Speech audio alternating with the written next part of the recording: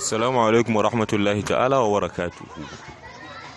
Idan wannan ne farkon zuwanka wannan tasha mai albarka, muna roƙonka da ka shiga ka danna mana subscribing domin samun rahotanni masu daɗi, masu ƙayatarwa, masu ilmantarwa, masu fa'idantarwa game da ba da nishaɗi da ilmantarwa. Shin wai me yasa auren 'yan shi'a baya saurin mutuwa?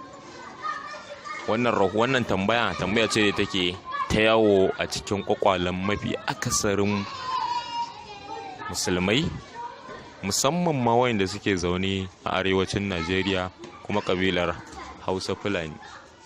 To a sabida haka ne nan yasa ɗaya daga cikin 'ya'yan jagorar shi'anci ta ɓangaren Ibrahim Zakzaki aka samu Mrs. Suhaila ta wallafa a shafinta saboda irin wayannan tambayoyin, ta rubuta dalilan da yasa auren su baya saurin mutuwa.